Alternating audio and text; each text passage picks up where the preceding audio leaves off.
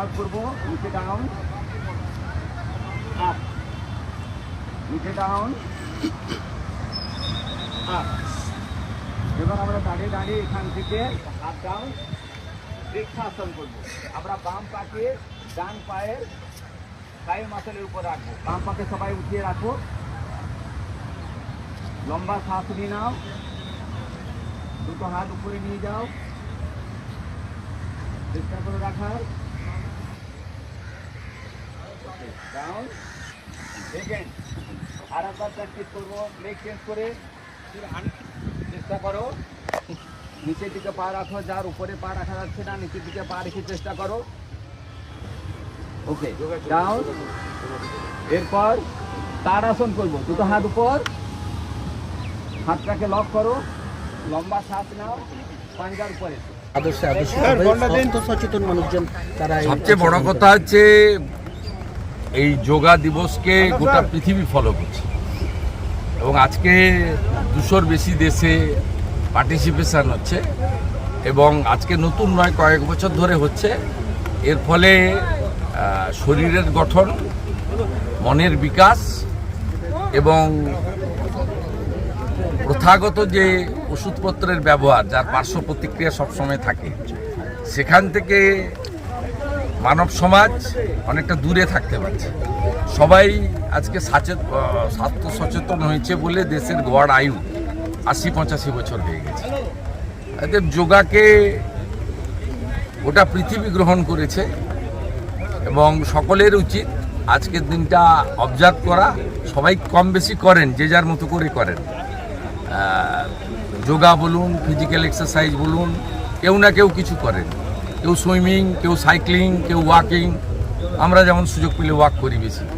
তাই এরকম physical exercise এবং যোগা এটা সবাই গ্রহণ করেছে। আজকে আমরা এখানে সৈকতনগরী এক্স সার্ভিসম্যান সেল বিজেপির যারা আছেন, অবসরপ্রাপ্ত সামরিক এবং আধা সামরিক কর্মী যারা, তারা এটা অর্গানাইজ করেছেন। প্রায় 100 জন মতো তাদের মেম্বার্স পার্টিসিপেট করেছেন। আমি গত বছর অ্যাটেন্ড করেছিলাম ওল্ড দীঘাতে, আজকে নিউ দীঘাতে অ্যাটেন্ড করলাম। ছোট্ট এবং খুব মিনিংফুল অকেশন। দুর্যোগ আবহাওয়া উপেক্ষা করে এই আন্তর্জাতিক যোগা দিবস, মানুষকে কি মনে হয় যে কৃত্রিম জিম থেকে প্রকৃতির আবহে এই যোগের মাধ্যমে শরীর সচেতন করা সম্ভব হল? যে মানুষ গ্রহণ করে নিয়েছে, মানুষ গ্রহণ করে নিয়েছে এবং পৃথিবী ফলো করছে, যেটা দিয়ে আমি শুরু করেছি। থ্যাঙ্কস টু নরেন্দ্র মোদীজি। তিনি স্বচ্ছ ভারত থেকে যোগ দিবস অনেক কিছু সমাজ সংস্কারের কাজ করেছেন। আমরা সেটাকে অনেকেই গ্রহণ করেছি। যারা এখনও গ্রহণ করেননি, যারা ভাতা ভর্তুকিতে আটকে আছেন, ধর্মান্ধতাতে আটকে আছেন, সংকীর্ণ সাম্প্রদায়িকতার আবর্তে আটকে আছেন, তাদেরকে বলবো এগুলো থেকে বেরিয়ে এসে ভারতীয় হন, ভারতীয় হন, দেশের প্রধানমন্ত্রীকে ফলো করুন। আজকে দাদা বিভিন্ন থানাতেও দেখা যাচ্ছে বিভিন্ন সরকারি কর্মসূচিতে এইগুলোকে গ্রহণ করা হয়েছে। তাহলে শেষ পর্যন্ত রাজ্য সরকার বিভিন্ন জায়গায় এখানে বিরোধিতা করে, সেখানে এই জায়গাটাকে আজকে মেনে নিচ্ছেন তারা। সেগুলো হলে ভালো, ভালো জিনিস যদি কেউ গ্রহণ করে খারাপ কিছু নয় তো। রাজ্য সরকার মানে জনগণের সরকার, কেন্দ্রীয় সরকার মানে জনগণের সরকার। একটা পার্টি সিস্টেমে তৈরি হয়। ধরুন আমি যে নন্দীগ্রামের এমএলএ, আমি ভোটের সময় একটা পার্টির এমএলএ ছিলাম, এখন সমগ্র নন্দীগ্রামের জনগণের এমএলএ।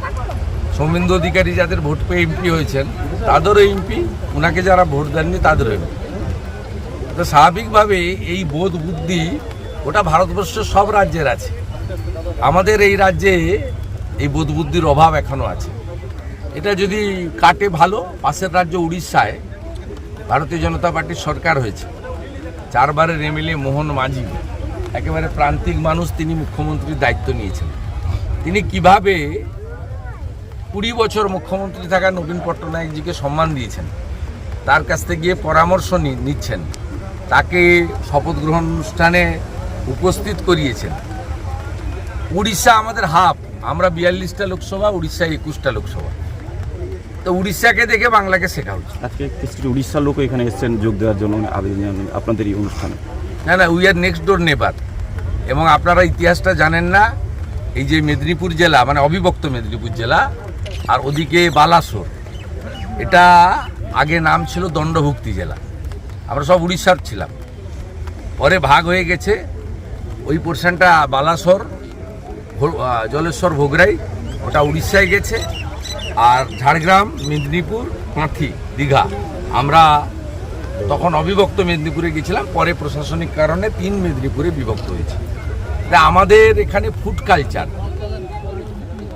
পখল, পান্তা, এ সবচেয়ে বড় এখানে আমাদের সুস্বাদু এবং প্রিয় খাদ্য।